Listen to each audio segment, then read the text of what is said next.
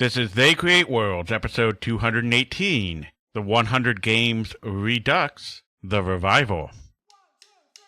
If anybody wants to find me, I'll be in the last place you would look. In a place where people used to be, a land that's called reality, you'll find me there. Welcome to They Create Worlds. I'm Jeffrey, and I'm joined by my co-host, Alex. Hello. We're tired. We did a long 24-hour round-trip drive to DragonCon. At least one of us did. And my arms are still tired. Yeah, I mean, you did. I stayed in a hotel for a week that was like 10 minutes from my house. So, slightly different experiences, but no less exhausting with all that goes on because DragonCon is huge. DragonCon has a lot going on, and I work it as well. So, definitely a big, exhausting experience, but also a very fun experience. And we did a little panel, didn't we? We did do some sort of little panel. We had some people show up. Someone gave me a Diet Coke. A fan gave me a Diet Coke. I didn't catch your name, but thank you for giving me the Diet Coke. That is the first Diet Coke I have had in like 6 months, and it felt like the nectar of the gods drinking ambrosia. Yes, I am still that addicted to it. Indeed. So yeah, shout out for re-enabling. I'm reminded of the Simpsons episode, where Homer goes into space, where Barney, wins the competition to go into space, and then they toast, and he's like, it's starting. I don't understand. It was non-alcoholic champagne. So yes, you have completely destroyed Jeffrey and this podcast with your active enablement. So huge shout out. No, but just yes, kidding, thank you very much. It was really cool to have that happen. Absolutely. But we did have a good panel. It was all about Dungeons & Dragons and its influences on D&D and the history of Dungeons & Dragons. It was a very good panel. We had, I want to say, at least 100 people in there, maybe more. And it went really well. For those of you who said it was too short for 50 minutes of hearing Alex talk, we have some good news for you. Because we're going to be live streaming our recording of a 3-parter about that entire subject in expanded form on October 12th, 2024. That's a Saturday. At 1:00 p.m. Central U.S. time. That's a whole bunch of other things for wherever you are translating to. But I will have that posted to the website and in the show notes with the GMT tag so that you can translate to your respective times. Absolutely. This is, of course, our big annual live stream that we do every year, where we get in front of the people for some ungodly amount of time, 9-10 hours. Some listeners even stay for that entire time. More power to them. Though, of course, there's no requirement of that. Feel free to drop in at any point in the stream. Come at the start, come at the end, come somewhere in the creamy middle, and just say hi, hang out for a bit. We do interact with the audience while we do this. We always do a big topic of some kind. And, of course, this is the 50th anniversary of Dungeons & Dragons this year. It's the reason that was the topic of our panel. And it's also such a big topic that it felt like we could do a big 3-parter live stream on it as well. So in a way, it's an expansion of that talk, though, of course, as Jeffrey said, that talk was 50 minutes, and this will be 3 normal TCW episodes. So it will be greatly expanded, kind of looking at the creation of D&D, the early spread of D&D, and then how D&D quickly moved into the digital game space, and then how D&D continued to influence the digital game space, even in genres that were not necessarily traditionally RPGs. So yeah, that'll be a big live stream of the year on October the 12th, about a month from now at the time of this recording, just under a month from when this episode actually airs. And of course, we're not going to leave people in a lurch on that DragonCon talk either, because just like last year, we did do our own recording, this time from multiple camera angles. Aren't we fancy? We are fancy. We have 2 of them. I have my old GoPro, and Alex has his fancy smancy cellular device. And together they create Voltron in all of its glory for multiple camera angles. I thought they created worlds, not Voltron. They create worlds of Voltron? Oh dear, that doesn't sound good. So Jeff's going to cobble that together along with the slides and with the presentation. And once again, we are going to make that a Patreon exclusive. Yes, for those that don't know, because we're terribly bad at advertising it, we have a Patreon. We, of course, thank all of our contributors to that. We don't put too many extras up. Mostly it's just a show of support to the podcast, which is free now and will always remain free. But we do get the occasional bonus feature up there, and one of those is our talk from last year's Dragon Con on the creation of the seventh guest, which will now be joined in a few days, weeks, months, years by this year's Dragon Con presentation. We've already been invited back for next year, so this Dragon Con talk thing is going to continue until morale improves, I think, Jeffrey. Uh-oh. That sounds ominous. That sounds very ominous. Speaking of Patreon, I believe they've been in the news a little bit recently, haven't they, Jeffrey? Yeah, so Patreon decided to do things. Well, no, let's put this blame where it belongs. Apple decided to do things. Fine. Apple decided to do things, and thus Patreon is having to bow down to Apple in order to appease them, which means that certain things like pay for creation, which is what we do, is going away eventually, and also they're going to have to charge way, way more. If you sign up for anything on Patreon using the Apple app, there is going to be an extra 30% surcharge on that. Which we do not get. Which we do not get.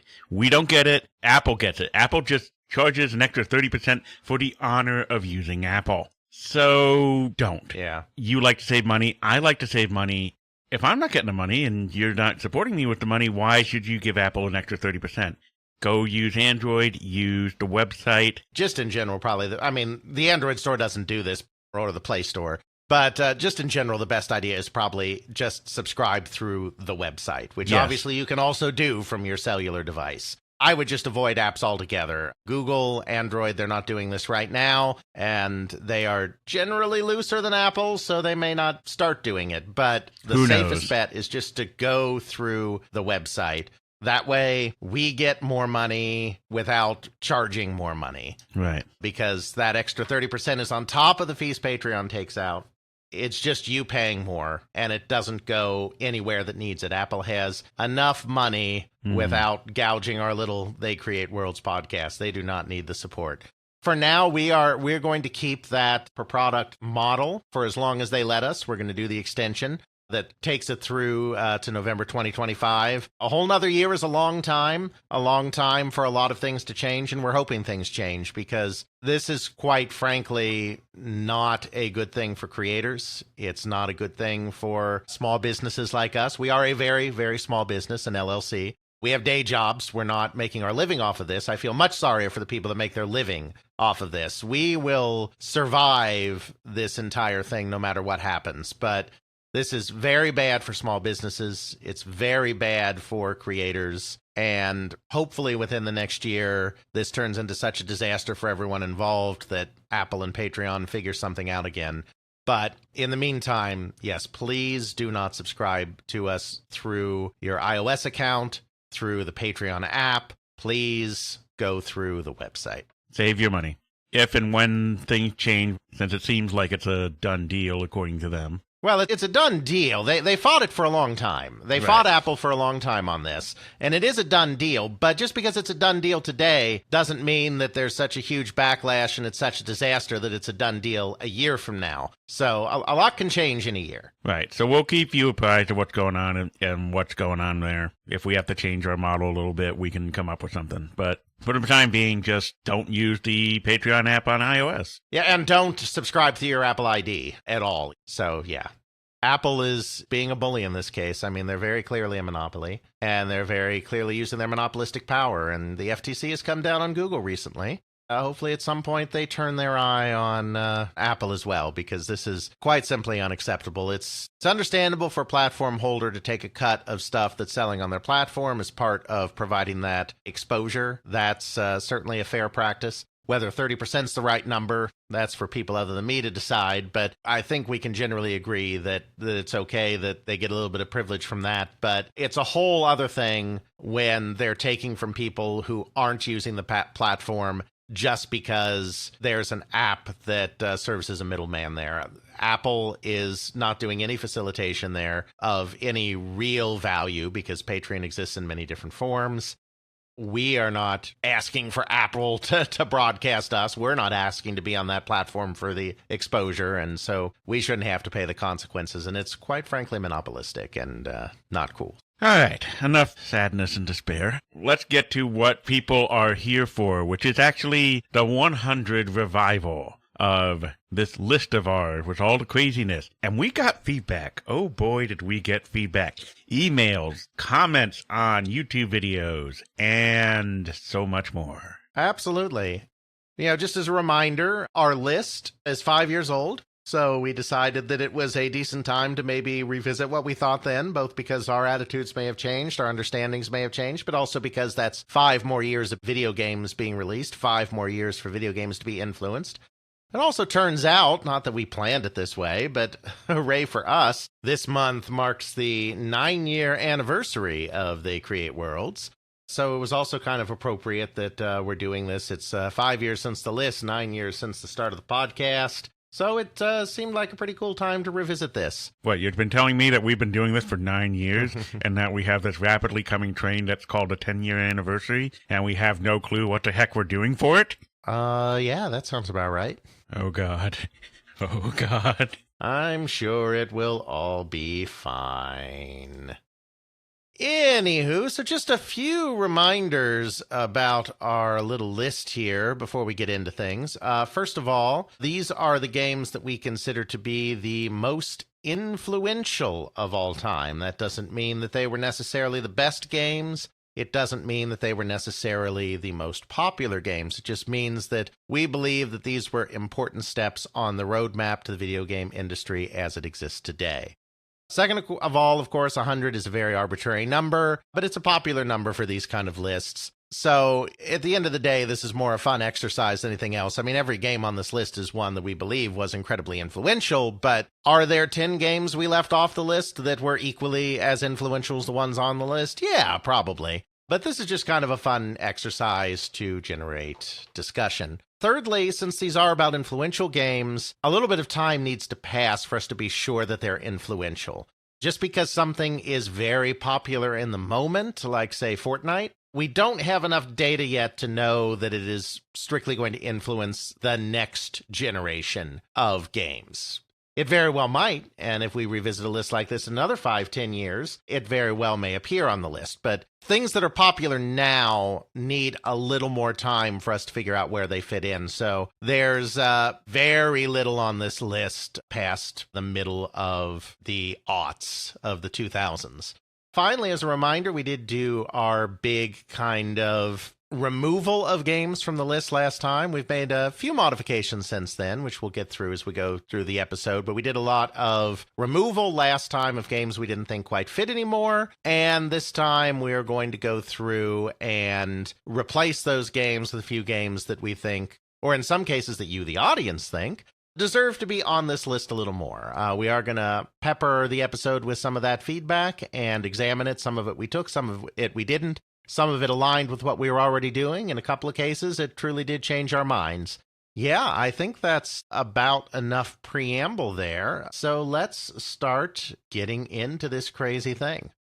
One other thing that I do want to address, and this actually goes into the first couple of pieces of feedback we're going to look at as well. This is a somewhat arbitrary decision, but it's a decision that I made, and it's my podcast along with Jeff's, and so, you'll just have to deal with it.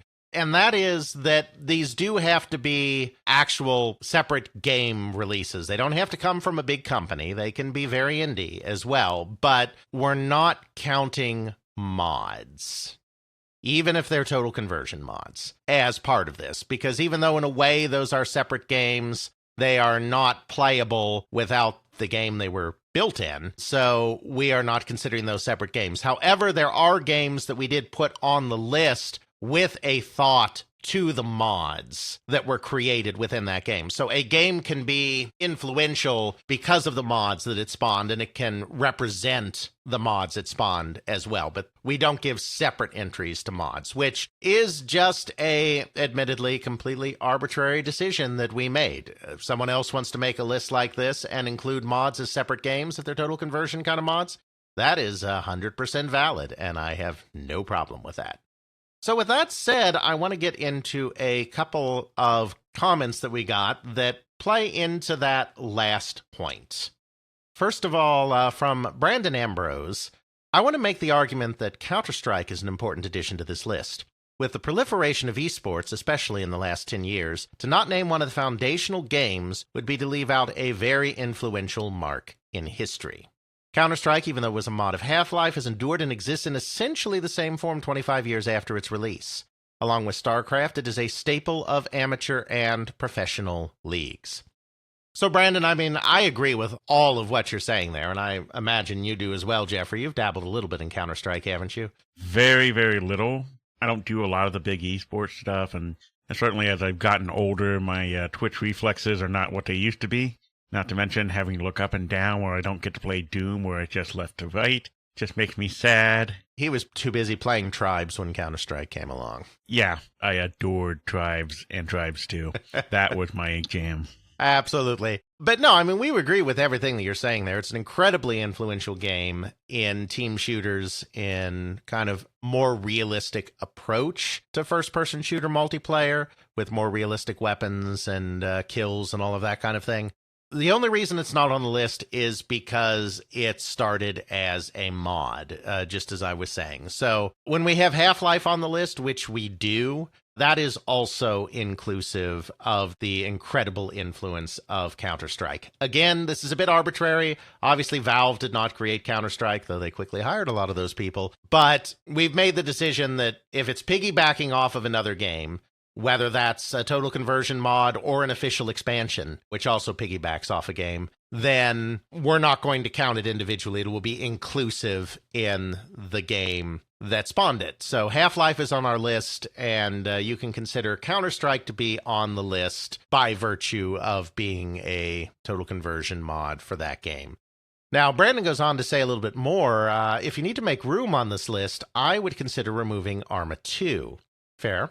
It is a very popular game in the modern military simulation genre of shooters. However, I believe this is still a fairly niche genre. I would agree with that. A lot of the teamwork aspects present in the game are covered by Battlefield 1942, absolutely, which of course is on our list. And myself do not see a very clear line between Arma 2 and the tendency towards increased realism that is seen in many modern shooters. Yeah, that's all very fair. But it's our policy combined with your last sentence that kind of gets us back to it. You could also take the slant that Arma is more influential for the fact that it was a very moddable base that multiple popular games were built off of, DayZ, PUBG, which is on the list. But I'm not sure if that qualifies it for a spot. That's fair if we are considering each individual mod as a separate game, which, as I said before, is a totally fair way to approach a total conversion mod. But we are considering DayZ to be inclusive of Arma. But Brandon, you were not alone out in the world here on this point, because we also got a second email about this, and I will totally butcher the, I'm presuming, Polish name, Matusz Dabrowski, so sorry, who said, I feel you should drop Arma 2. The game is more of a battle simulator, just more realistic version of Battlefield. Exact same thing that our other friend was saying. It's niche and popular with people who are in love with military sims. If I remember correctly, it got on the list because of PUBG, which, yeah, really DayZ, which he does go on to say. Arma is known for being a very moddable game, and it was famous for spawning a couple of interesting mods around 2010, 2018. The most known was DayZ, that led to PUBG, as the game at first started as a mod to a mod. Yes. DayZ also popularized the whole survival game genre. That is not as popular as it once was. I feel this is why Arma 2 landed on the list, because of its historical significance of spawning other genres, not because it itself was very important. Yeah, that's very true. And the reason we're being reminded of this is, of course, as I said in our previous episode, we deliberately did not listen to the episode on the old list so that we could come back to the list fresh and not be biased by any preconceived notions we had from the first time around. Of course, Arma 2 was on there because of DayZ. In a brain fart moment when we were recording the episode, I wasn't thinking about that, and I was talking about how it was a tactical shooter and all of this stuff. So I agree with both Matt, if I can call you Matt, and Brandon, that Arma 2 doesn't really do a lot, doesn't cover a lot of new ground that Battlefield 1942 didn't already cover.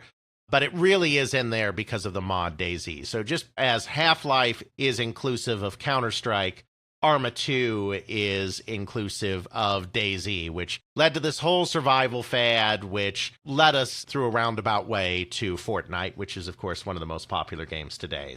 For those reasons, I'm comfortable leaving Arma 2 on the list, though all of those points were very excellent. Thoughts, Jeffrey? So it's really not that they are there for the games themselves, but really for what they provided inclusively for mods and total conversions. It's the whole package that makes it stay as opposed to the game unto itself. Yeah, absolutely. So Arma is spared to headsman's axe. Exactly. Now, we have not removed any more games from the last time that we talked about this 2 episodes ago, with one single exception. And I would like to highlight one of our YouTube comments in relation to that. Scrumbles Bumbles 7692 wrote in to say, honestly, I really don't think Symphony of the Night should be here, and that's coming from someone who adores Castlevania. Ditto. Yeah, absolutely. The only justification for its inclusion in this video is that it's one of the 2 games that make up the Metroidvania genre name. But Symphony came out a decade after Metroid 1, absolutely, 87 versus 97, so it's not like it really helped co-create the genre. It was definitely influential in some ways, but it wasn't really much of an innovator in its genre. I would say that's fair. The game design movement that led to Metroidvania was broadly contained within the 8-bit era, so why not go with another 8-bit title? If you really wanted to make it another Castlevania game, you could jam Simon's Quest into that SOTN-shaped hole, given that it's an 8-bit game in the same franchise and broadly in the same style, but I'd probably replace it with Zelda, too, if I had to put another Metroidvania in that slot. I'd rather keep Metroid or replace it with Super Metroids, since in the long tale of the genre's history, those 2 games had a much greater influence on the form modern Metroidvanias usually take. But during the first wave of Metroidvanias on the NES, I'd argue Zelda 2 was much more immediately influential, and it's not nearly as redundant as Symphony of the Night. Great comment there. Thank you for that. Jeffrey's never going to be upset at someone bringing up Simon's Quest, I know that. This has come from someone who beat the game on his own, figuring out all the little things with no guide, no things, back in the dark ages of the late 80s, early 90s. So many hours. How did you... What possibly possessed you? I'm legitimately curious. What possibly possessed you to kneel in the appropriate spots with the crystal in your possession? Because I mean, most things can be brute forced if you spend enough hours on it, but that is not intuitive within the context of the game. It's not intuitive, but what I recall is there was a clue that said kneel somewhere. The clue that's more cohesive for that is the one that opens up the Dead River in order to get the pathway down into the... right. There, and then so you establish there that that is a thing, to kneel with a crystal. Then there's something about Deborah's cliff where, okay, you have this cliff. It's obviously a cliff. There's something weird going on here. There's something about doing something there. So I'm just like, okay, this translation's bad about what to do here. So I'm an enterprising young child. Let's just cycle through all the items until something clicks. Lo and behold, I figured out that, oh, the crystal here, and we're across. Well, there you go. I mean, Simon's Quest is the easiest of the games from an action perspective. Like, I can beat it from an action perspective, and when I can beat an NES action game or a Castlevania game, that means it ain't hard at all, let me tell you. But from a puzzle-solving perspective, it was nearly impossible without a walkthrough. So hats off to you there, Jeffrey, for real. Lots and lots of hours of just messing around with it, coming back to it. I would agree here with this. Kill Metroid, because even though it's nice with the first one... or kill Metroid as well, because he was largely saying kill Symphony of the Night, but as a secondary, he was saying kill Metroid. I'm saying that I agree with getting rid of Metroid on the NES and replacing that with the Super Nintendo one, because that's what really popularized it, really perfected the genre, and that's what led on to there. Furthermore, getting rid of Symphony of the Night, while it's a more advanced version and what really sort of took the Castlevania and the Metroid thing and put it together and super popularized it, arguably you are correct, saying that Simon's Quest is pretty much the precursor to that, and or arguably Link 2, another game that I somehow magically beat. Yeah, because of course Zelda 2 has the RPG elements, right? So both Castlevania Symphony of the Night and Zelda 2 have the concept of getting experience and gaining levels, which is something that Metroid and Super Metroid... Simon's Quest had it too, just really, really basic. Right. Yeah, in a way, yeah. And of course Metroid and Super Metroid didn't have... That's kind of the one aspect that they didn't have, though modern Metroidvanias don't tend to do much with leveling up either. I mean, those games are a little more of an outlier in that regard, I think. Some of them do. So I would agree with Super Metroid replaces the original Metroid and get rid of Symphony of the Night, and we either do Simon's Quest or Zelda 2, though we already have other Zelda things on there. I really think that Simon's Quest had a lot more influence down the line. There are other creators that say, hey, Castlevania 2 really influenced that sort of free open world thing, really influenced what became Castlevania Symphony of the Night and some other genres and other games. Yeah, absolutely. So I'm 100% on board with the cutting of Symphony of the Night. I think the argument there is very persuasive. Also, I was on the fence on Metroid versus Super Metroid because one thing about this list, one of the things that this list has to kind of deal with is, do we go with the originator or the popularizer of something? Or even if we don't go to the originator, do we do the first thing that was kind of popular that did it? Or do we do the thing that was more popular that did it? Because influence can come in a lot of ways. Most of the games that we have on the list here are not the firsts to do something. Because oftentimes the first thing to do something was very obscure, not very well known, not many people played it, and ended up not being influential. Usually the popularizers are more influential in the long run.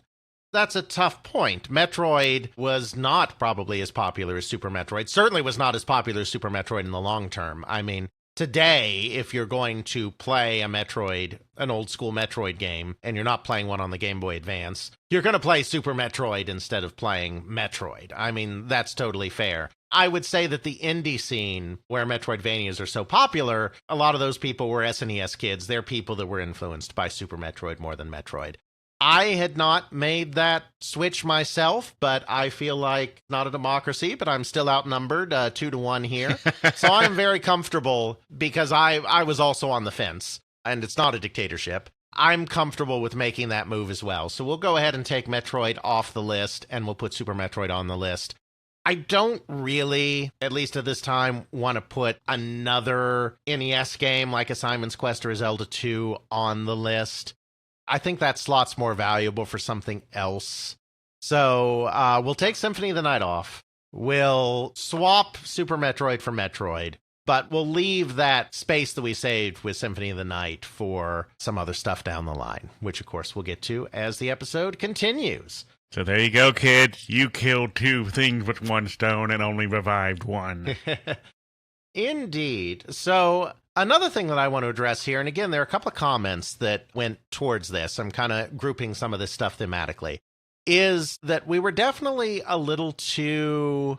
dismissive's the wrong word because we weren't deliberately being snobbish about it, but we definitely had a blind spot, let's put it that way, towards more casual games on platforms that we personally don't necessarily play games on as much, such as cell phones. And we're probably also didn't cover the gamut of indie gaming well enough. I mean, we did cover some indie gaming stuff because so many indie games are Metroidvanias or roguelikes. And we have now Super Metroid, previously Metroid, on the list, and we have Rogue on the list. And so that plays a lot into that. But from a spread of indie games perspective, because influence isn't just games or game mechanics, it's also influence on the business, influence on business models, influences on how the industry changed, we really didn't provide a lot there. We got a couple of comments on this. The shorter one came from Phantom Harlock 78 on YouTube, who said 2 suggestions. Geometry Wars, because gave a great boost in the indie scene in the beginning of Xbox Store, and Unreal Tournament, not an indie game, but I'm mostly doing the comment now for Geometry Wars, because the multiplayer, but especially the engine. So that's the first comment that we kind of got on this. And the other comment was from Matt Lewandowski, who went into both indie games and mobile games in some detail. He had this to say about indie games. Indie games have exploded in the past 10 to 15 years and now have an undeniable influence on console, mobile, and PC gaming. The indie renaissance has changed how games are made, has expanded and amplified diverse voices in games, has brought about new aesthetics, mechanics, storytelling techniques, has launched entire publishing arms from Adult Swim Games to Devolver Digital, and has led to some of the most popular games available across all platforms. I don't think you can tell the history of modern gaming without talking about Stardew Valley or FTL or Braid. As I heard one person put it, 20 years ago every teenager wanted to be in a band. Now every teenager wants to make an indie game. I think that's a fantastic point right there. Not one that we were deliberately avoiding. I thought we were covering indie gaming by having some of the precursors of indie games, like the Metroidvanias and the roguelikes and all of that. But I think Matt has pointed out a blind spot in that we were kind of not looking at the business side or the spread of indie gaming as a cultural force so much, because Rogue explains why we have roguelikes and Metroids explain why we have Metroidvanias, but neither of those games explain where indie gaming came from, how indie gaming itself got kind of big, if that makes sense. It does. So we know what the influences were, what the technology was that was involved, but we don't know what the business and cultural impact and what really popularized it and really got a hold of the zeitgeist in order to say, hey, we want to have indie games have these general themes, and that's what makes it so that all of us want to keep coming back and back and back to these things. Yes. There's a lot of ways you can go on this. Matt did have a specific thought. He said, my vote would be to add 2010's Super Meat Boy to your list. A game that showcased what could be done by a tiny two-person team. A game that helped pave the way for indies on modern consoles. A game that has, according to estimates, sold millions of copies. A game that has lasting popularity today. A game that was featured in the, all caps, Indie Game Movie, Indie Game the Movie. And a game that truly embraces the outsider perspective on style and storytelling that in many ways represents what it really means to make an independent game. My vote is to add Super Meat Boy to the list. Well, Matt, I love your vote. I'm happy to be a part of it, and I am glad to say... I'd love to be a part of it. Yes, I'd love to be a part of it. I am happy to say that Super Meat Boy is being added to our list of the 100 most influential games. I would add a couple of other points to what Matt said there. One of which is that, obviously it wasn't the first successful indie game or the first indie game made by a small team. You had Cave Story, you had Braid, you had a few others before that. But one thing that I've always said about indie gaming is that we call this thing that started in the mid-2000s, give or take, indie gaming, as if there had never been indie games before. One of the things I like to say is there's always been indie gaming. We just haven't called it that. Like at every stage of video game history, you can see something outside the mainstream that was slowly brought into the mainstream. Shareware, the demo scene in Europe, other stuff like that. Like there's always been this underground small team guerrilla element to gaming. It's just we didn't broadly have this genre defining, it's not even a genre really, but this business model defining name for it, indie games, until this wave of games that started here. I also would argue that it's the proliferation of the internet, which really started to taking real shape in the 2000, 2010, that era. Yeah, broadband. Broad adaptation, broadband, yeah. Internet stuff there. That allowed for things having widespread proliferation, and I don't have to spend all this money in order to distribute my game. Me and my buddy want to make a game, I can put it out there, and anyone in the world can buy it or share it or whatever it, and maybe send me $5, $6, $7, $10. And yeah, maybe I only get a couple hundred sales, but for a two-person team just doing something fun together, that's the whole world for them. Yeah, absolutely. But the thing that makes Super Meat Boy a particularly good exemplar of this is that it was a sequel to the 2008 game Meat Boy, a reimagining of it, which was on Newgrounds. I think we got to get some Newgrounds love in here on this list because that entire Flash gaming scene that developed on Newgrounds. Yeah, we don't even represent that at all. Yeah, that developed on Newgrounds is so important on the birth of the indie scene because a lot of the early creators, like the makers of Super Meat Boy, were getting their start on Newgrounds, which was kind of the place for the distribution of small indie games at the end of the 90s, beginning of the 2000s when Flash was big and when, as we said, the spread of broadband internet, particularly at that time, a lot of college students had broadband internet for the first time as they were going off to university. That became like the hub for small independent games. And Super Meat Boy bridges that divide because it's a recreation of something that was originally done as a Flash game on Newgrounds. There's so many Flash games. Binding of Isaac came from there. Yeah. And that's another popular one. I just can't remember how many Flash games I used to play on Newgrounds. Absolutely. Then the other thing that I wanted to bring up about Super Meat Boy is it was kind of I'm sure it wasn't the progenitor, but it was the popularizer of a particular type of platform game that is still prevalent today, which is the super hard platform game where you must keep jumping and bouncing off walls and not dying over the course of an entire screen. And you can replay the screens as many times as you need to.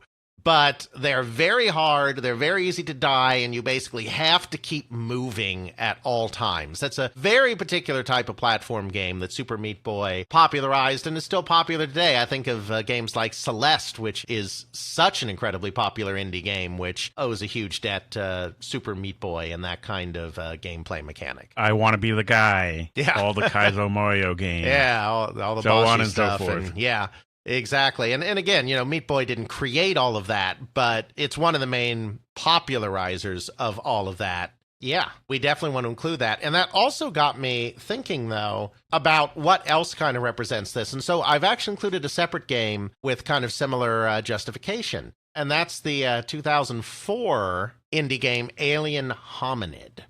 This was kind of one of the very first games that bridged this divide. So it's not for the gameplay, it's a run and gun, but it's because this game was created by Tom Fulp, the founder of Newgrounds, and a couple of other people back in 2002, and then went on to get releases, real actual releases. It was remade as a non-Flash game and was released on various consoles and other platforms, and was really one of these first games to make the jump from this kind of Flash scene into a full commercial release. And then the people who made Alien Hominid also went on to make Castle Crashers, which is not on the list because we can't overstuff it with these kinds of games, but was another key game in this kind of early spread of indie gaming. I never played that one, so I have nothing. I can't really say. No, that's fine. It's a run and gun. I mean, with a very similar kind of art style to Castle Crashers, which I know you have played. Yes. Because it's the same team. Except it's a very Alien Hominid theme, a lot of crustaceans and whatnot is the theme of it. Bridging of the divide between earlier underground game efforts and what coalesced into what we consider today indie gaming. We're going to take Matt's advice and add Super Meat Boy, and then also as an added bonus, we're going to add Alien Hominid in there as well. Now, Matt, he wrote a very thoughtful email, also has a little bit to say about mobile gaming. Let's face it, mobile games need more love. I would agree. That's definitely a blind spot. I do not really play mobile games. I don't know about you, Jeffrey. A very small subset of them, but I don't really have much time. Yeah. Now, I'm aware of many of the popular genres, many of the popular ways of doing things. I mean, I'm a historian of this, so I have some exposure to it, but they're not often the first things I think of just because it's not my kind of gaming. But of course, it is the biggest kind of gaming. So I'm actually the person, and Jeffrey, we're in the minority here because this is one of the biggest forms of gaming, especially when you get out of the traditional developed world markets of Western Europe, Japan, and the United States. For much of the developing world, mobile gaming is gaming, period. That makes sense. They don't have the money, time, base for consoles, computers, all that other stuff. Yeah. I need to communicate with people. I have a phone for that. Primarily, the most popular style of phone is smartphones. Oh, I can make calls, search the internet, and everything there. Oh, and I can also install a few games while I'm killing time waiting for X. Great. Yes, and there's a low barrier to entry. Now, microtransactions can ream you in the end, but you're not paying the full price that you would pay for a traditional video game release, and not even the smaller price that you might pay for an indie game on Steam or something. You're oftentimes paying nothing at all up front. So that low barrier to entry also plays a role. So I agree absolutely with Matt that mobile games need more love. The one thing we kind of addressed on the original list is it's not a mobile game itself, but we put Chiriki on there to represent the spread of Match 3 gaming. And of course, Match 3 gaming is one of the hugely popular forms of mobile gaming. Bejeweled. Yeah. We didn't put Candy Crush on here because, again, it's the modern game. We don't know how that's going to look in the future, but we put Shiriki on there to represent that games like Bejeweled and Candy Crush are hugely important.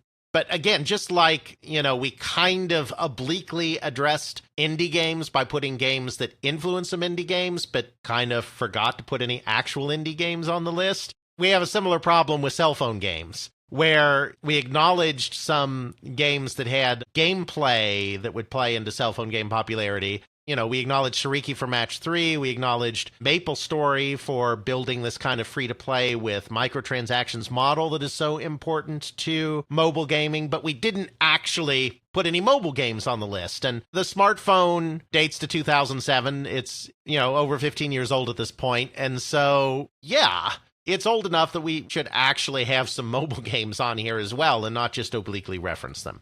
Of course, he makes some of the same arguments that I just made. On an international level, mobile games are played more than any other platform. They change the way that we think about games and play games. Would, quote, casual games, unquote, even be a term without mobile games? Depends on whether, maybe yes, maybe no, but certainly not as widespread. Mobile gaming has brought more older gamers, more international gamers, and more female gamers to video games than any other platform. I would definitely agree with that. I'm on the fence here if the list should include Snake or maybe Flappy Bird, but ultimately I think 2009's Angry Birds needs to be on the list. It is the mobile game that really defined what a successful mobile game should be. Simple, concise gameplay, low difficulty, easy replayability, cute graphics, and brought mobile games out of the Nokia dungeon and into the mainstream. On top of that, the Angry Birds series literally has billions, in all caps, of downloads and has launched movies, toys, animated shows, and theme parks. It is insanely successful in a way that few console or PC games could ever dream of being, and really skyrocketed mobile games to the front of mainstream gaming. So even if it isn't my favorite game, I do think Angry Birds merits inclusion on your list. Yeah. So we're basically taking Matt's recommendation here wholesale, because I agree. I mean, Flappy Bird, it's a meme game. Meme games are probably a little important to kind of represent the crazy ways in which mobile games can spread, but at the end of the day, it was a meme game, and I don't want to put a meme game on the list, and nor does Matt, by his email. And Snake was the first mobile game that really got a lot of international attention, of course, pre-smartphone, but on Nokia devices. But yeah, as Matt agrees with, I think, mobile gaming on dumb phones was never going to be much of a thing, because dumb phones with their dumb keypads and their dumb screens and their lack of ability to do very sophisticated apps on them, that was never going to be a mainstream thing. So you could say, hey, Snake drew attention to mobile gaming, but at the same time, without the smartphone, does mobile gaming even matter, right? Right.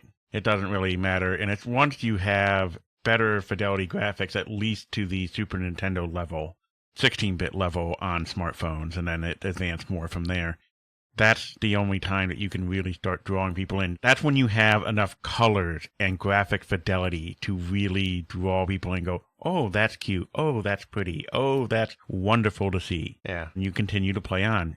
Another popular genre on there is tower defense games. Yep. That's a casual thing that you can just pick up and go. There's all sorts of other stuff. I don't know why my brain keeps going back here, but it's actually had to do with the Game Gear, and I love playing Columns on there, which is a Match 3 game. Uh-huh. And I've played that thing ad nauseum. Absolutely. Things like that just translated over just so well. Well, and the other thing you needed is you needed the interface the smartphone provided, the super big touch screen.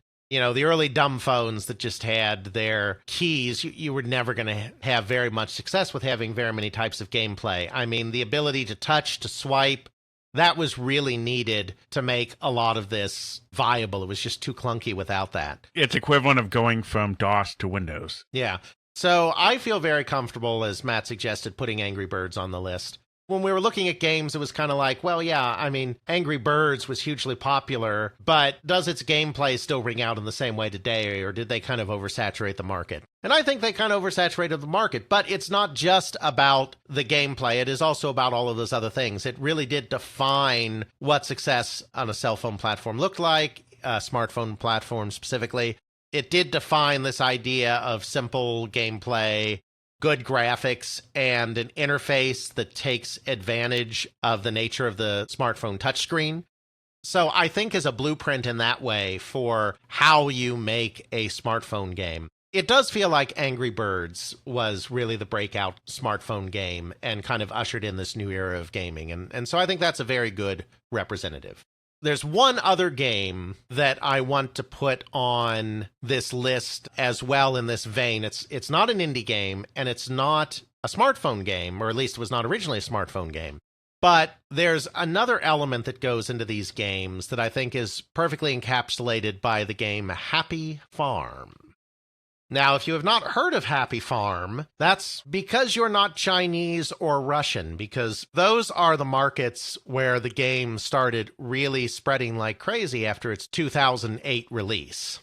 But that's because a little company called Zynga basically copied it wholesale to create a little Facebook game called Farmville that took over the West. You have the argument over, originator or popularizer. But in this case, Happy Farm really is both, because even though Farmville stole its steam in the West, it was huge in China, and China is a huge market. We can't just define popularity by what was popular in the United States or Europe.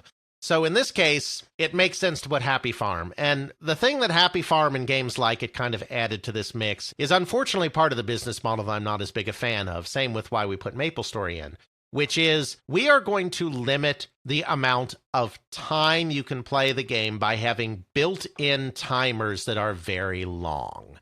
Then we're going to wear down your resistance to giving us money through the impatience of waiting for these timers to cool down, and we are going to give you ways of bypassing those timers that ultimately cost you money. And it ties right into the gambling mindset right there. Yeah. That dopamine hit thing. I want that thing now, now, now, now, now. Anyone who is a parent who has a kid and the kid wants the thing now, having that self-control is a really hard thing for many kids, let alone adults, to do. There's all sorts of studies that show, hey, child, you can have candy now, or you can have 2 candies if you can wait 10 minutes. Yeah. The amount of times that kids just take the candy now is shocking. Instant gratification. Happy Farm and Farmville also created, they called these games social games when they first came out. We didn't really have the casual game or the indie game moniker yet. Not that they were really indie, but they called them social games, both because Farmville was on Facebook, a social network, but also because there were also ways that you could help other people and spend your downtime doing stuff in other people's farms to get various rewards as well. So this idea of spreading a game like this through notifications that, hey, other people are playing the same game, and like, this person needs your help, you should go help them on their farm, was kind of a way of marketing and spreading this kind of game as well that was pioneered here. I remember the dark old days on Facebook, not to be confused with the dark current days on Facebook, before they turned off the ability for games to notify you. And I never played any of these quote-unquote social games, but I would get so many notifications about Farmville and Mafia Wars and all of the things my Facebook friends needed help building and doing, and it was kind of annoying. Yeah, that's why I don't use that thing. That doesn't happen anymore. It has other ways to annoy you now, but that doesn't happen anymore. I know that doesn't happen anymore. There's a lot of reasons why I don't use that thing, but unfortunately have to keep an account for various reasons. Indeed. That I practically never touch, but that's okay. So just as we saw your Super Meat Boy and raised you an alien hominid, Matt, we also saw your Angry Birds and raised you a happy farm as well. Because I agree, those are parts of the business that we had underrepresented. And I think those are some of the big movers and shakers there. Are you sure you're not doing that because you need to keep all the emotions in balance? Angry birds, happy farms. You have anger and happiness together and it cancels itself out. Ooh, there's a thought.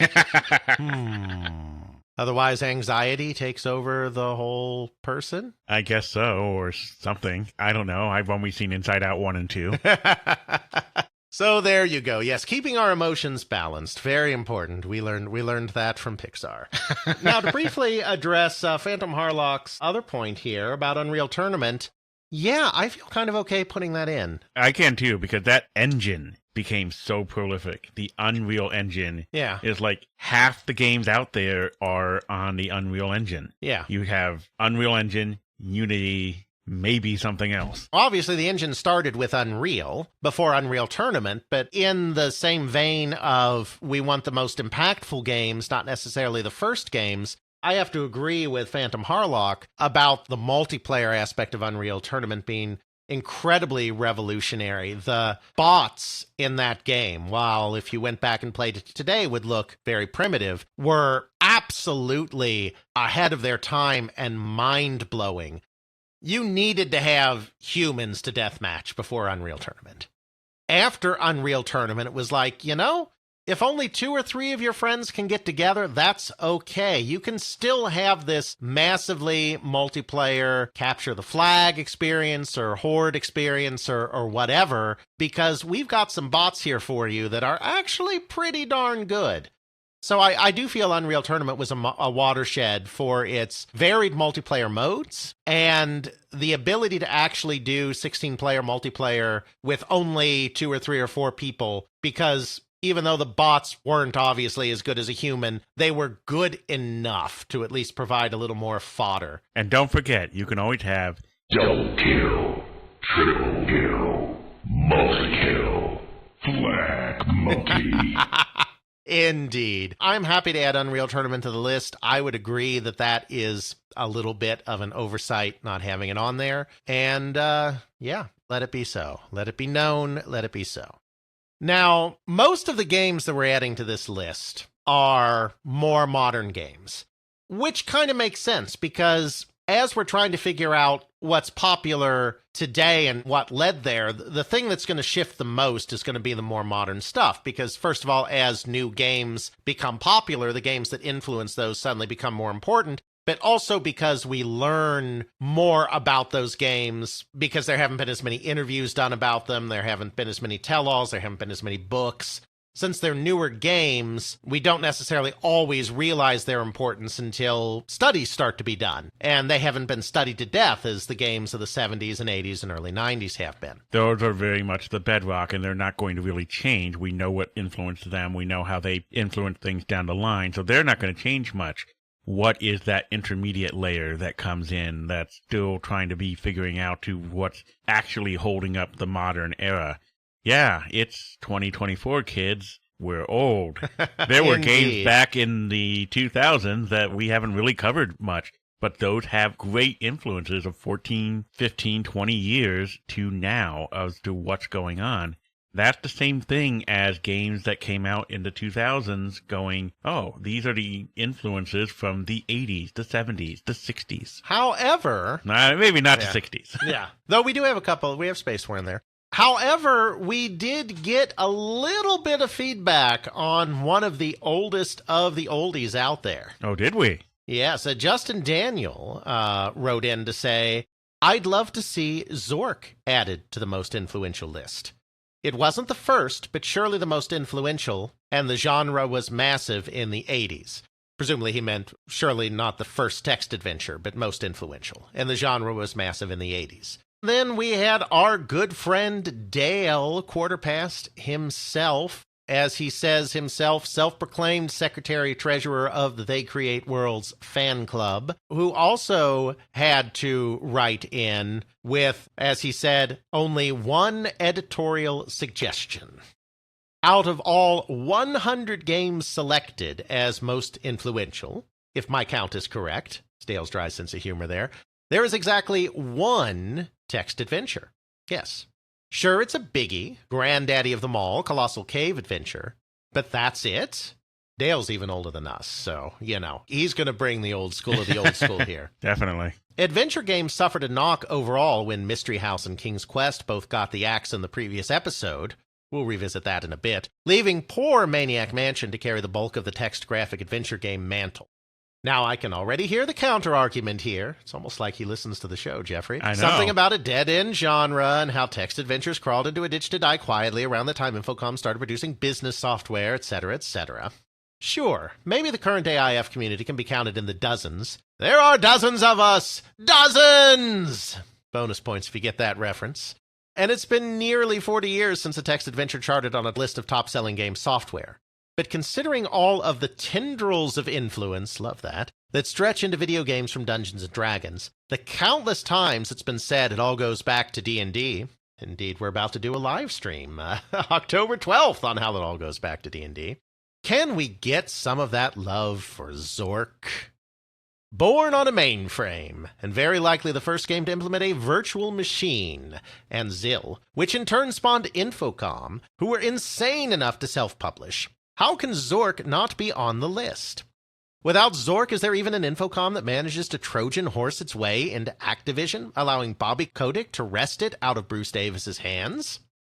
I'd be willing to wager, even though it would be impossible to disprove, that every single game developer of the 1980s at some point was eaten by a Gru. Zork, and by extension Infocom, kicked the bar up to the ceiling when it came to narrative structure in games to a level that wouldn't be seen again, maybe, until Half-Life. I leave that to your consideration. Well, thank you, Dale. You have made a compelling case. The case also got a little bit of a boost as I was actually researching our D&D panel thing that we did at DragonCon. When I realized, I had to know this in the deep, dark recesses of my mind somewhere, but when I realized that MUD is called Multi-User Dungeon, specifically, I kind of just assumed that they were influenced by Adventure, but it's called Multi-User Dungeon because Trubschull and Bartle created that game after being exposed to the text adventure Dungeon, which was the name for Zork before they got very scared of TSR's lawyers. In addition to everything that Dale said here, you can also say that it was actually way more important to the creation of MUD and then by extension to the whole MMO genre. I also got to thinking on his very big point that, Infocom self-published in a time when most of the games being released were being released by these kind of catch-all software houses that would take games and utilities and productivity software and everything that was submitted and kind of mass release these things and throw spaghetti at the wall and see what stuck. The Infocom people, after initially doing the same thing, after all, their first publisher was Personal Software, one of these companies that was doing exactly what I described, but after that situation became a mess, they were one of the first real computer game companies where it's like, let's make a real business out of publishing. They weren't the first publisher of strictly games established, but there was a certain level of professionalism to them that early Broderbund, early Sierra, Synergistic Software, some of these early companies didn't necessarily have. Their professionalism would pale in comparison to the professionalism introduced by Electronic Arts and Activision just a few years later. Activision was founded before it, but it wasn't in computer games until after Infocom. But they were still something different from all of these other, little mom and pop things shooting up. They had a real board with MIT professors on it. And Zork was the product that allowed that company to flourish. And Dale makes the excellent point that Activision still exists today because in the doldrums of the thing, when Bobby Kotick got it for nothing and it was bankrupt, they started re-releasing the Infocom games, as we discussed in our Activision and Bobby Kotick episodes, to make enough money to start being able to invest in new concepts again. So you could very easily argue that without Zork, there is no Activision today. Well, technically there is no Activision today because they were purchased by Microsoft, but still, the point remains that one of the biggest third-party software developers of the 90s, 2000s, 2010s, and early 2020s probably only exists because of Zork. I agree with Dale's analysis there, and I'm fine with that. So, y'all, you convinced me. I think we got to put Zork on that list. All right, we'll put one of the foundational stones in as Zork. Hopefully it'll stay bright enough under there so we don't get eaten by Grooze. Indeed. But I did want to bring up another point now that Dale brought up, the fact that we had cut so many adventure games in our earlier episode where we were mostly cutting. Dale was not the only one to write in about cuts and about why the heck did you do cuts. We got a few like that, which is great. Zachary wrote us an email with the subject heading, "Mistake to cut Baldur's Gate." So there it is, right there in the subject heading. Zachary says, "Love the show, great work, big fan, etc., etc. But I have to write in to say I think it was a mistake to cut Baldur's Gate from the list of most influential RPGs. The narrative focus, scope, and beloved writing, plus the real-time with pause mechanic you mentioned, carried on through games like Planescape, which, by the way, Planescape Torment is, I said this at our panel as well, is my favorite RPG of all time, hands down. So you are preaching to the choir a little bit here, Zachary, from which we got Disco Elysium, which I also adore because it was so much like Planescape Torment. So, yes. Knights of the Old Republic, including 2, regarded as another of the best RPGs.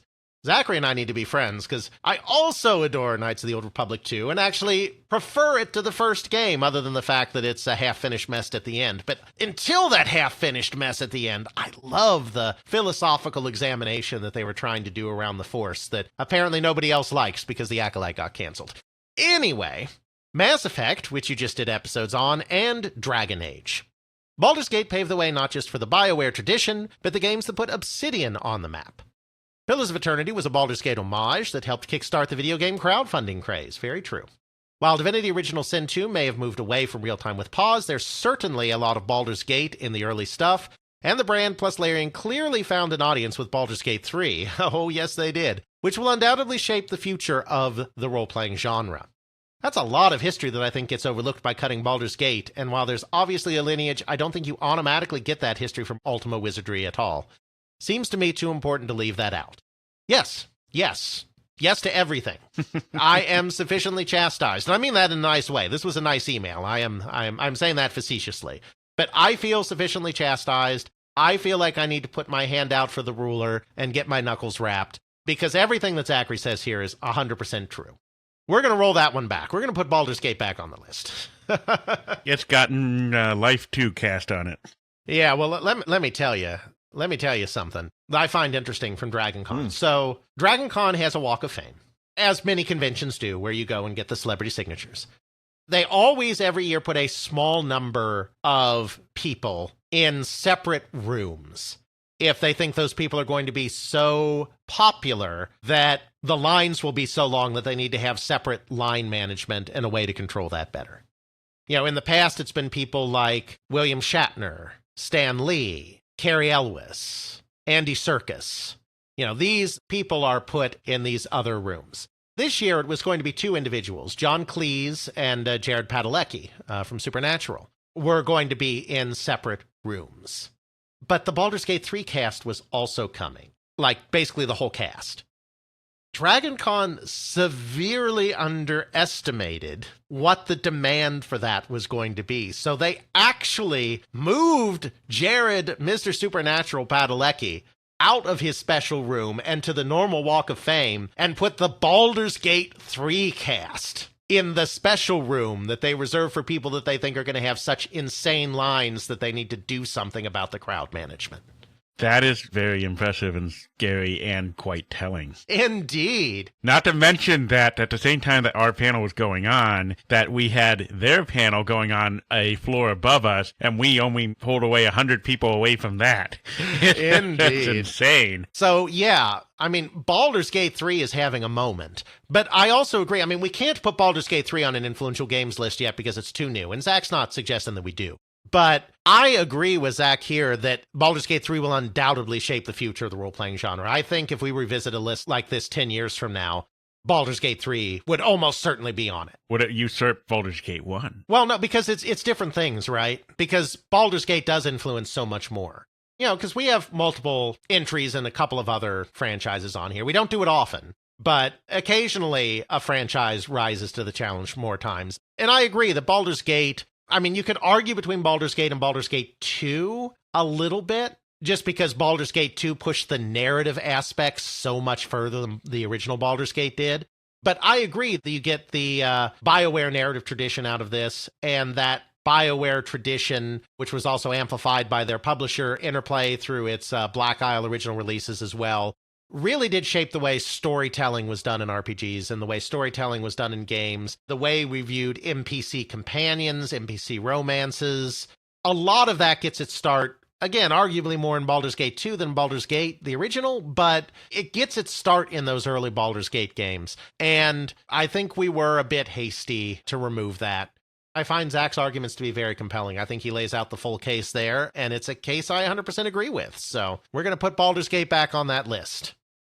So in that same game, we got some feedback from Jason, who said, I absolutely love the podcast. Thank you. I listened to your 100 Games Redux. The only disagreement I have is removing Resident Evil. I remember playing this on PS1 when it first came out in 1996 and being blown away with the amazing graphics of the time. It was the first and probably only game that gave me a jump scare when the dog jumped through the window. Yeah, that's a big one. I also loved the wonderful gameplay. It was the first game that I played that gave you limited ammo resources. Of course, since it was a huge commercial success, many people played it and surely influenced game developers. It came out 3 years before Silent Hill 1 and surely influenced it, for sure. Also, Jeff said to replace it with Silent Hill 2, which came out in 2001. I believe Silent Hill would not exist without Resident Evil.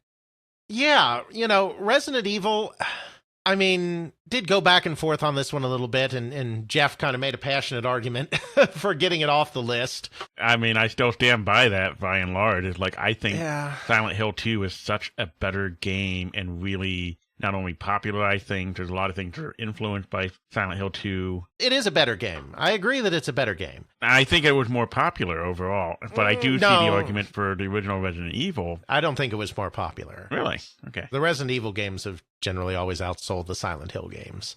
Yeah, because, I mean, we have Resident Evil 4 on the list, and we have Alone in the Dark on the list. Alone in the Dark did a lot of the things that Resident Evil did first. It just did it on a PC platform with not as good graphics. Resident Evil 4 took the series in a completely different direction, more of an action focus, and a real pioneer of that over-the-shoulder camera view that's become so prevalent in many 3D action games. That combined with what Jeff was saying about, Silent Hill, did get this game pulled off the list. I am so on the fence on this. Because I think you make good arguments, Jeffrey. I think Jason makes good arguments on this.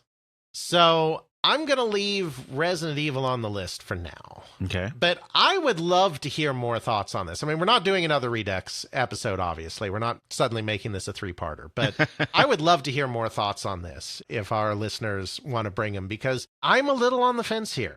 I'm listening to the fans on this one, but I'm a little torn still. I'm really torn. And obviously Jeffrey is less torn. Jeffrey is much more on the side of, let's get it out of here. There's too much, there are too many tank control games on here anyway. I mean, Silent Hill has tank controls too, but still, there's too much of this anyway. So I'm going to go with the status quo just because that's the safe answer.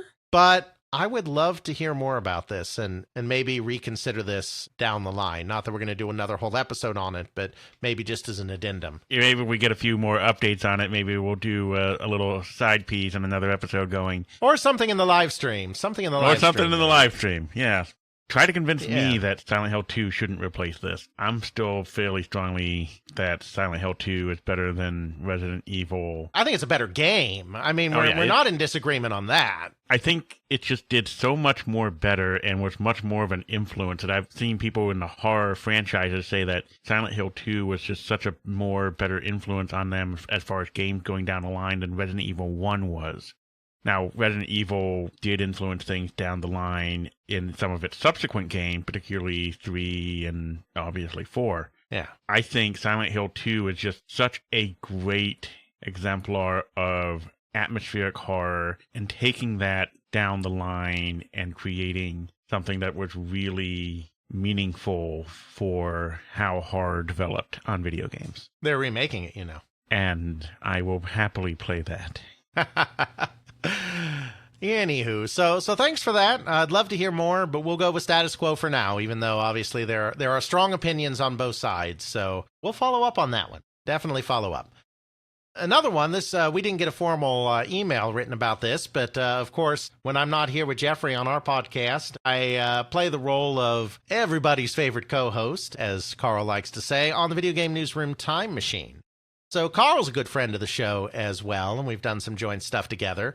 He told me that he was particularly disappointed that King's Quest got taken off this list. I know Dale was feeling a little bit of the adventure game doldrums as well, as we said earlier. His argument, which is a kind of good one, is it's like, it was the first game that you really wanted a PC to play. The PC was not a gaming platform. There were games on the PC. Very few PC native, mostly ports from other platforms. King's Quest was made specifically for the PC Junior, so it was a PC-first kind of game, and even though the PC Junior flopped, it became a flagship platform when Tandy released the Tandy 1000, which was the first home PC that really emphasized multimedia capability while maintaining full compatibility with the traditional business software. That was an angle of it that I hadn't fully considered. As Dale said, we did kind of gut the adventure genre a little bit.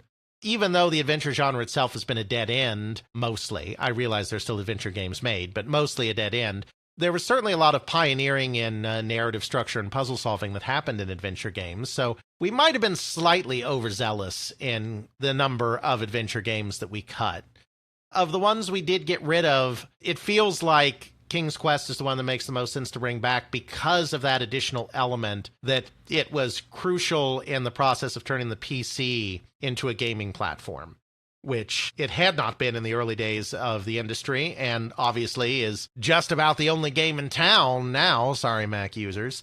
So, yeah, I think that little extra bit of context kind of nudges it over the edge.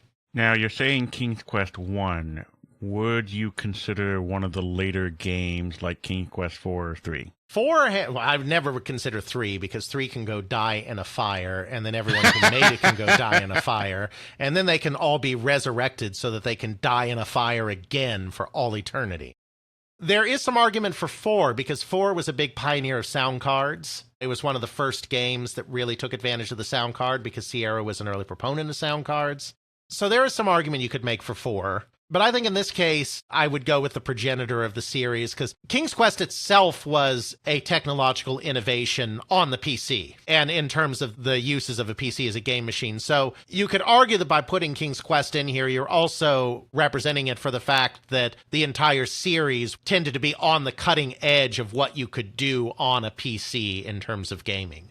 So I would still be more inclined to put King's Quest on here, but of all the other games in the series, I think 4 would have the strongest argument to be the one that you would put on instead. So how about we just say King's Quest series? Well, no, because these are influential games. We're not doing series. Okay, fine. So it's King's Quest. But King's Quest started the tradition of pushing the PC as a gaming platform. So you could say that games like King's Quest 4 are just continuing a tradition that the original King's Quest started. And that's why King's Quest would be more influential than King's Quest 4. All right, King's Quest, you can come back on the list. Finally, we got no messages about this, but I decided to put Paul Rappa the Rapper back on the list. Wait, what? Well, we had space for it. And even though rhythm games themselves have kind of had their moment, there are still games that have rhythm mechanics in them, even if they're not full-fledged rhythm games. And Paul Rappa was really the start of that. It wasn't as big in the United States, but it was huge in Japan. And of course, then a lot of the subsequent rhythm breakthroughs came out of Japan. I mean, the first Beatmania game and Paul Rappa were coming out at roughly the same time, but Paul Rappa was hugely influential in rhythm game mechanics becoming a part of video games, and those are still used today. So I decided to put that one back on. That was an entirely unilateral decision. We didn't get any mail about that. For shame, Doc. Hunting video games with an elephant gun.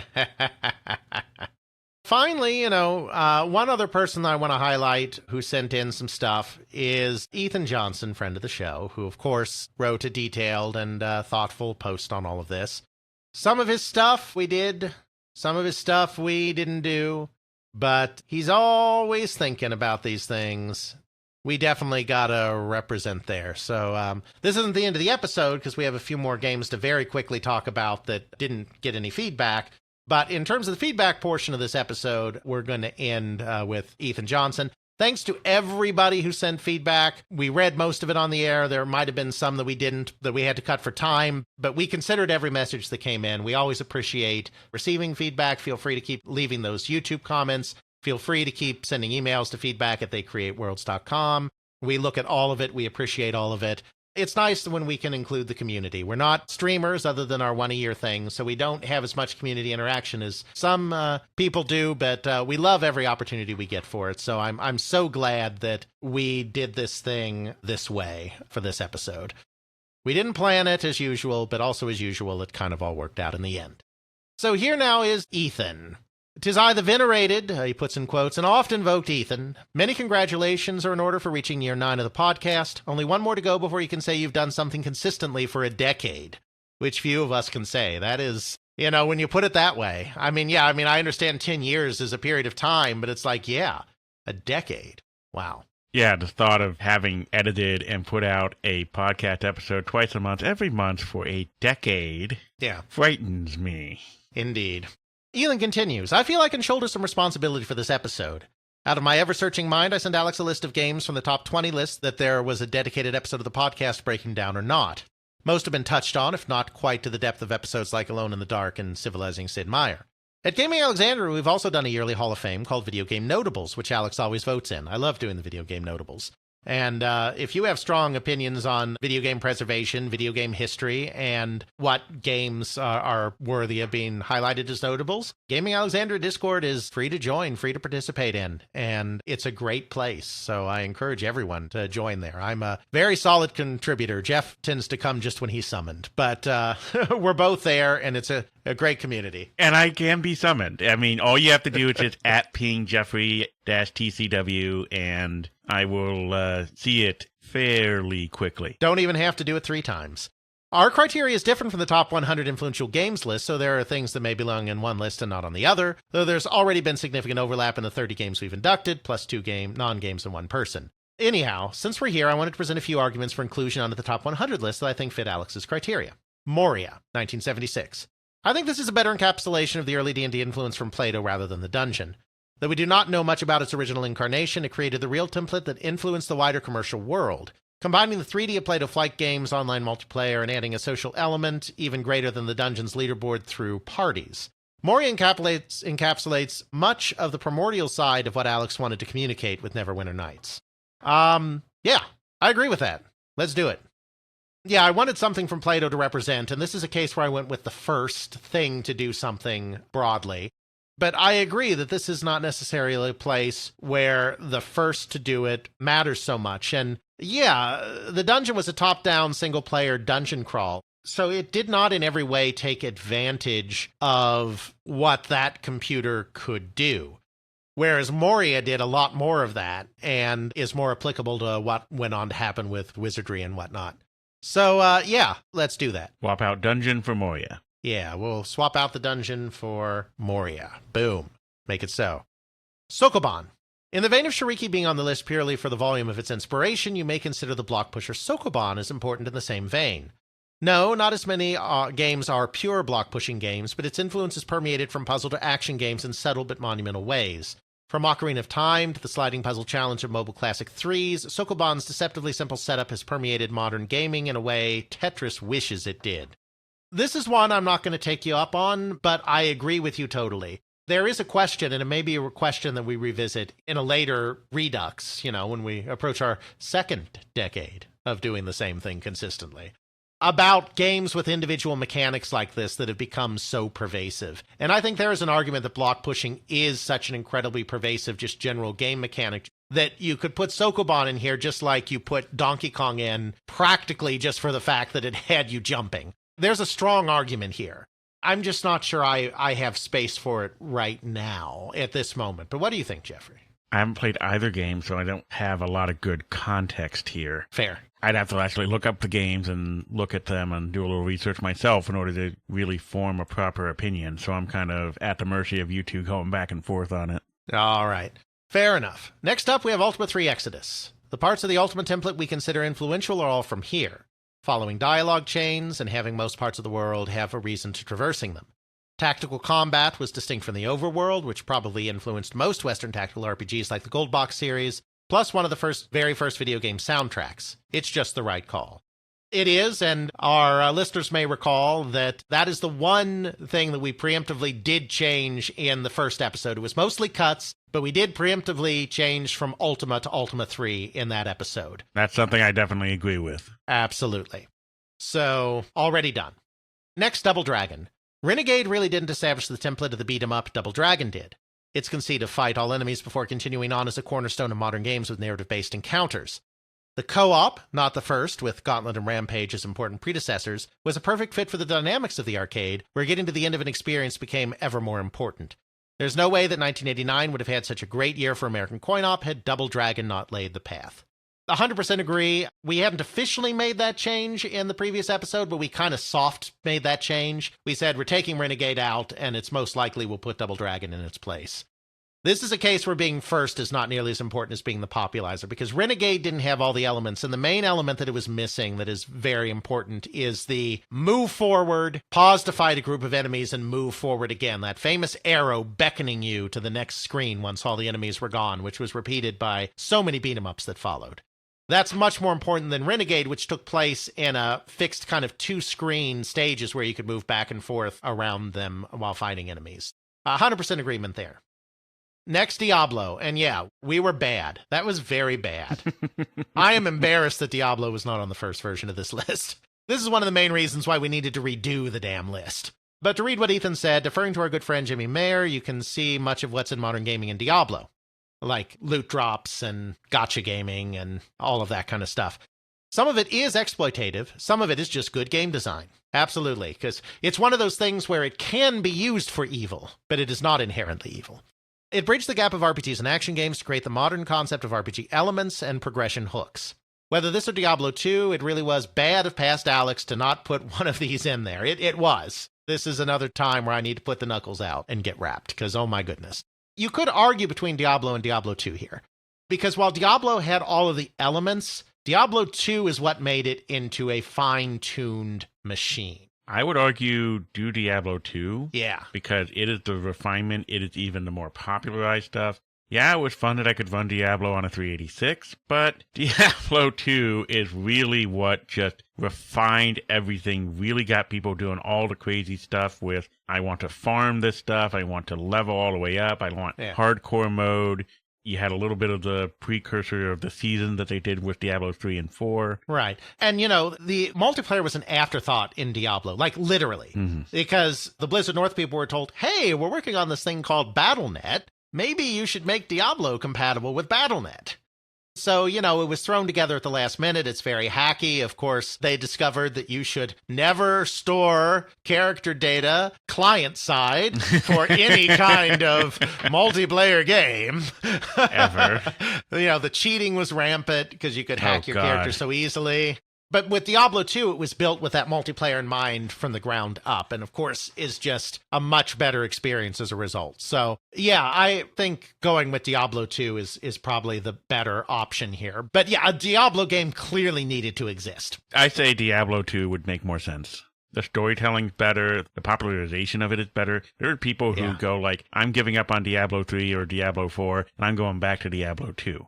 If that's not telling, I don't know what is. My freshman roommate did not take the Diablo 2 CD out of his computer for most of our freshman year. It was just in permanent residence in his CD drive. I played a hell of a lot of Diablo 2 that year, too. I mean, exactly. Oh my gosh, it is so great. And, you know, they did such a great job of remaking it recently as well. So, yeah. We'll go with Diablo 2, and now if you'll excuse me, I have some clicking to do. This episode is over. No, just kidding. Moving on, Call of Duty 4 Modern Warfare. Medal of Honor did what it does in single player, yes, but nothing even comes close to how Modern Warfare defined modern multiplayer. Very true. In-match and long-term progression has been the hallmark of popular multiplayer action games ever since. Modern Warfare made leaderboards matter to players. Enough said. That's very true. The multiplayer progression, the leveling your character, and the progression of your character was something that was not really in first-person shooters before this. Not this type. You had a few team-based, class-based shooters that kind of did that, but nothing like what Call of Duty 4 was doing. And yeah, that is incredibly important. That's all we need to say. In the show notes, we will have Ahoy's video, Love Ahoy, one of the best YouTube personalities out there, on how Modern Warfare changed first-person shooters forever. And yeah, if you want more, go there. But absolutely, we're putting Modern Warfare on this list. Finally, Demon's Souls. Loath as I am to admit it, I don't like these games. I generally don't either. The industry has been radically influenced by the Souls series. Absolutely. Not simply for its marketed difficulty, but the approach to combat in general, which has emphasized commitment to blows and strategy. Almost every big new action game with Melee has some Souls elements in it, and the indie Souls-like paradigm has become a new favorite. Though Dark Souls sold more units, Demon's Souls has basically all the elements, save for a more linear structure. The Souls genre was basically invented whole cloth in Demon's Souls, I agree. Then he says, again, happy anniversary, hope DragonCon was good, and I look forward to annoying you both into the future. Likewise, Ethan Johnson, friend of the show. Yeah, obviously when we had done this 5 years ago, Elden Ring hadn't come out yet. Now, there's way more influence that the Souls games have had besides just Elden Ring being so popular. As he said, the idea of having to run through sequences and time your shots, know what bosses are going to do, and time your shots for the moment to be most effective and get out of the way when they're doing their most damaging blows, that has permeated more and more in games altogether. But this is definitely an example of Souls games were on my radar when we did the first list. But even though it was influential then, I mean, it could have gone on the list then. I think this is a good example of how in the subsequent 5 years, that influence has just exploded exponentially. Elden Ring is a great example of that, just how insanely popular that game was and how it drew in so many people that had never played Souls games before that are to a degree a niche genre, though they are a very profitable and successful niche genre.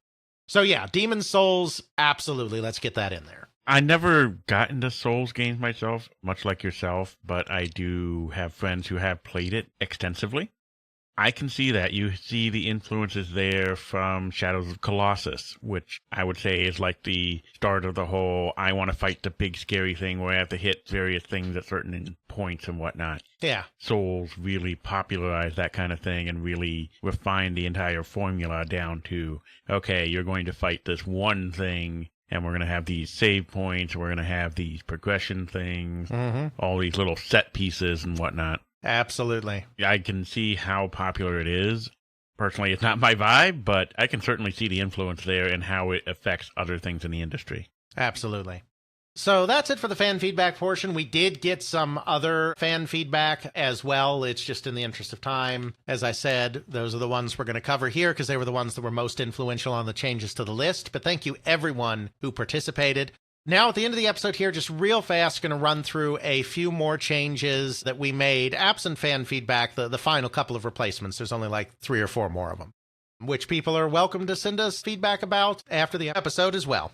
First of all, we talked about this last time a little bit, but we had removed Manic Miner from the list, and it's really because I wanted to replace it with Jet Set Willy. I wanted something that represented this very British idea of having platformers that are also collectathons, because that played into a lot of the modern stuff that the British have influenced through games like Grand Theft Auto and Tomb Raider and all of this. So I immediately thought of Captain Comic on 286. Yeah. We decided the Manic Miner really didn't quite get all the way there. There is no Jet Set Willy without Manic Miner. It's a sequel to Manic Miner, but Manic Miner was still more of a traditional platform game, whereas Jet Set Willy really got that collectathon thing going. Jet Set Willy is added to the list to kind of represent that whole aspect of the industry. Also put Gauntlet on here for reasons that you can listen to more about in the episode that we just did right before this one on the Games of Ed log. It really created the modern coin-operated business model, and even though coin-operated games aren't nearly as important today, they still exist. There are still a small number of arcades out there, and the idea of players being able to buy in at any time to join a game in progress, the idea of being able to preload as much playtime as you want at the beginning by stuffing more quarters in, the idea of multiplayer, work together to clear all the stages, those are kind of the modern hallmarks of how the coin-op industry works. It wasn't the first to do any of those things, but it was the first to bring them all together in such a compelling package. I'm going to bring in a fan email that came in. It wasn't specifically about the feedback here, but one who wrote in about the arcades in Colorado, and apparently there's a arcade there. We have a listener who came in, Aaron S., who goes on to say that he's been a longtime listener and that he's taken his family out to Manitou Springs Penny Arcade in Colorado and sent us some pictures and some YouTube videos about it and talked about how wonderful the experience was there because a lot of the old games that we have talked about in other coin-op things are actually at this arcade. Arcades are still out there. They're not as prevalent or anything, but there's certainly plenty of them out there that have old classic games, old fun, and really, you can have a lot of fun with your family just playing all sorts of old games and just making a weekend or evening of it. There's a pinball arcade thing that's a bit north of where I live in the St. Louis area that I love going to every now and then that just has all of these old pinball machines and pinball games, and you can just slap down some money and you get free play for many, many hours. And by the end, I'm tired and worn out from running around to all these different games and playing all the games and having so much fun. Thank you again, Aaron, for sending this in. It's really nice to see that a arcade like that still exists and seems like it's doing really, really well. Absolutely. Definitely, if we can get a chance to ever come out there and check it out in person, we certainly will. It would be really cool if they have some of the more obscure games to get some proper videos of them in action. Absolutely. Gauntlet on the list here to kind of represent the classic arcade. I did decide to put Final Fantasy VII on the list. It's not so much for any gameplay innovations, but influence is measured in a lot of ways, and this was truly the killer app for the PlayStation. This is the moment that the tide really started turning between the PlayStation and the N64. Obviously, the PlayStation was never behind the N64 in the United States in sales because it had such a head start. The N64, for a period of time in late 96 and early 97, was selling more than the PlayStation was in that same period. Then just as the N64 hit a period of drought where there weren't many games coming out, Final Fantasy VII drops, and it was the killer app for the PlayStation. It finally brought the Japanese RPG mainstream popularity in the West, something that had eluded it for the decade plus before that. I think for those reasons, it deserves to be on here as an influencer.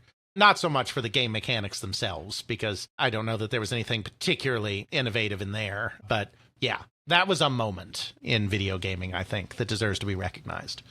Next, Warcraft 3 Reign of Chaos. Really? Warcraft 3? Well, again, it's not so much for the game, just like Arma 2. It's about the modding that happened, because the focus on hero units in an RTS game that Warcraft 3 brought was the direct reason that there was a little mod called Defense of the Ancients made for Warcraft 3. Defense of the Ancients? That doesn't sound familiar. Let's see here. Some letters. Dota? Yes. So the whole tower defense genre and the MOBA genre really get their start primarily through the modding scene of Warcraft 3. But not just the modding scene for Warcraft 3, the very fact that there was this emphasis on hero units within an RTS is what really made a lot of that possible. Warcraft 3 for that reason. Again, as much for the modding as anything else. Speaking of mods, we already have Quake on the list, and Quake, therefore, is inclusive of the classic Team Fortress mod, which was kind of the beginning of class-based shooters. But Team Fortress 2, which was its own separate release, took the class-based shooter thing and took it in the hero shooter direction by not only having different classes, but starting this idea of having different personalities. Who can forget the classic spy YouTube video? I know I can't. Or the engineer doing funny things, or just all of the funny interaction videos with the various classes. Plus, it was very influential economically for how these games were done, because it was the first game that was truly, I think, really successful. Again, I'm sure it wasn't the first to do it, but it was the first game to really be successful of the idea of, we can have a microtransaction model that is not pay to win. We can have a microtransaction model that is just cosmetic. We can give people hats. And we like hats. Oh boy, do we like hats. Hats have no impact on the gameplay of Team Fortress 2. Buying hats will not give you any advantage in any game of Team Fortress 2 you play. And yet, hats became such a ridiculously huge revenue stream for Valve. And it really showed the power of cosmetic microtransactions when they're done correctly. What's the only thing better than Malibu Stacy, Jeffrey? Malibu Stacy with a hat. She has a new hat. I just said that so you'd have to put that in the show notes. That's also why I mentioned the spy video, is so you would have to put that in the show notes. Sometimes I manipulate the system like that. He's a monster. He makes me do more work. Save me. Save me. The final thing that we're adding, I don't know, maybe a bit controversial, but I feel like we have to acknowledge Roblox. Why? Because the idea of the game as platform, which is something that Fortnite is trying to do right now, kind of the next evolution of Fortnite, was really first exemplified by Roblox. The idea that it's a game, but it's also a game where you create your own games and then other people play your games within the game.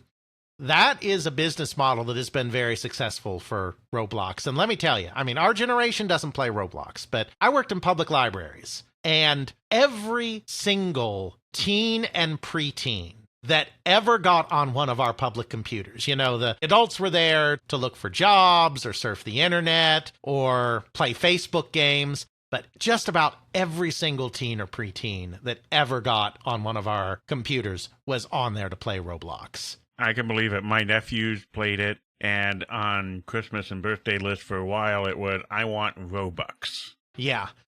For the younger generation, Roblox practically is video gaming. That's not much of an exaggeration. I do know the Game Theorist did a thing about a Roblox game, or something with doors, if I recall correctly. Mm-hmm. And I'll find this for the show notes. Yeah. It was a very popular thing. Probably still is. There's a side of me that says I don't want to include it, but I can't argue against the fact that for a massive amount of younger generation, this is a major thing. And the fact that you have a game that has a framework that lets you build games inside of itself, that is influential. That is something that's going to go down the line. Yes. And then other people are going to see that system and take that system and recreate it and refine it more. Like, okay, let's take that and go to the next level and create it so that you can make your new games in here. Let's get better tools in here. Let's get better ways to set up your own stores and microtransactions. Let's take 30% out of that for our own uses. Yeah. So on and so forth. Like I said, Epic is already starting to do that with Fortnite. That is the direction that Epic is taking Fortnite right now. Roblox, it's been around. It came, the first version, it's very different now, but the first version's from 2004. So, I mean... 2004, that early? Yeah, the platform's been around long enough that it's not just this is just a flash-in-the-pan thing that's going to fade. It's been around a long time. It's been popular with young people for a long time. And yeah, I realized when going back through this list that we've really got to put it on. Despite our generation, there's definitely a disconnect with our generation. But yeah, for younger generations, like I said, Roblox is gaming. Wow. So there it is. Those are all of the new entries. Obviously, we'll put a complete list in the show notes. We'll reform the entire top 100 there in the show notes so you can see it more easily. Obviously, we could easily take this to 110, 150 games and put so many more titles on here. There's definitely still titles we left out. We're happy to hear further feedback on all of this. I would say we'll probably address any further feedback we get as part of our live stream because it'll be fun. It won't necessarily change the list at that point, but if you have more feedback on the new entries, on the old entries, keep sending us emails, keep posting on YouTube. We do read those, and we'll probably engage with that some on the live stream on the side as we're doing our 3-episode recordings.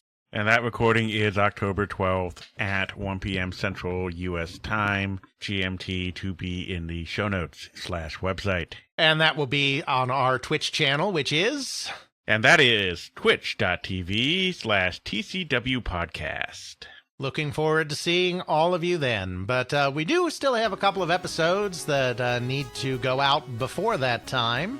I think for our next one, I've been inspired by our revisit of this list to right some wrongs even further and do an in-depth look at Diablo and Diablo 2, which we'll probably do as a two-parter. We've covered them, of course, because we've covered Blizzard some. but we haven't done an episode just dedicated to those games. And there's enough information out there, especially with the fine work of David Craddock and his Stay a While and Listen series on the creation of the first two games, that we can definitely get a lot of good in-depth info. And since we were so bad in leaving it off this list, I want to continue the redemption tour by going into even more depth on how important this game is. So we're going to expand on the Blizzard Hellfire in the World of Warcraft episode. In a way, but with a specific look at Diablo, and then probably a two-parter and do a second episode on Diablo 2. Alrighty then. So we're just going to have to make you stay a while and listen to Alex talk about Diablo. Next time on They Create Worlds.